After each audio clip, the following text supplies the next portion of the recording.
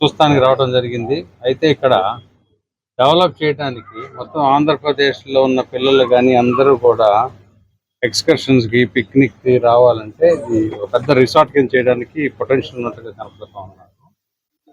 డెఫినెట్గా tourism department వాళ్ళతో మాట్లాడి మంత్రి గారితో మాట్లాడి ఏం చేయాలనేది ఒక ప్రణాళిక తీసుకొద్దామని అనుకుంటున్నాను. సో పిల్లలందరూ బాగా సంతోషంగానే ఉన్నారు. కానీ నేను చూసిన పార్కులు కానీ ఇలాంటి భవానీ ఐలాండ్స్ లాంటి ఎన్నో చూశాను ప్రపంచంలో. వాటితో కంపేర్ చేసుకుంటే మనకి పొటెన్షియల్ ఎక్కువ ఉంది. దాన్ని పూర్తిగా మనం వాడలేకపోతున్నాం అనేది నా అభిప్రాయం, మొట్టమొదటిసారి అభిప్రాయం. కాబట్టి వర్కౌట్ చేసి ఒక్క విజయవాడ ప్రజలకే కాదు, ఆంధ్రప్రదేశ్లో చుట్టుపక్కల జిల్లాలందరూ కూడా దీన్ని ఒక important place of interest place కింద తయారు చేయించే దిశగా తీసుకెళ్ళాలి. టూరిజం ఏ విధంగా అంటే వర్కౌట్ చేయాలి. ఇక్కడ డెఫినెట్గా పొటెన్షియల్ అయితే బ్రహ్మాండంగా ఉంది. ఇక్కడ తర్వాత సేఫ్టీ మెజర్స్ కొంచెం ఎక్కువ తీసుకొని బాగా చేయడానికి అవకాశాలు ఉన్నాయి. అవన్నీ కూడా ధ్యానం చేసి ఏం చేయాలో చూస్తాం.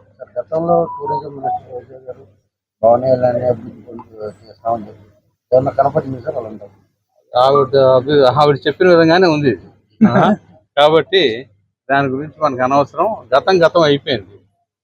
వర్తమానంలో ఏం చేయగలం, భవిష్యత్తు ప్రజానికానికి ఏ విధంగా ఉపయోగపడే విధంగా చేయాలనే దిశగా నేను పనిచేస్తాను. రాష్ట్రంలో ప్రప్రదంగా ఈ భవానీ దీపంతో పాటు అమ్మవారి టెంపుల్ కూడా ఉంది. నిత్యం దాదాపు కొన్ని వేల మంది అమ్మవారి దర్శనం వస్తున్న నేపథ్యంలో ఈ భవానీ ఐలాండ్ కూడా సందర్శిస్తున్నారు. ఈ రెండింటిని దృష్టిలో పెట్టుకుని ప్రభుత్వం దృష్టికి ఎలా? తర్వాత కొంతమంది ఇక్కడ కాంట్రాక్టర్స్ కూడా ఇప్పుడు ఈ గేమ్స్ నడిపించే కాంట్రాక్టర్లకి వాళ్ళకి వైబిలిటీ స్టడీ చేపించి ప్రభుత్వానికి నష్టం లేకుండా ప్రభుత్వం లాభం రావాలి, కాంట్రాక్టర్స్ కూడా లాభం వచ్చే విధంగా తయారు చేయాలి.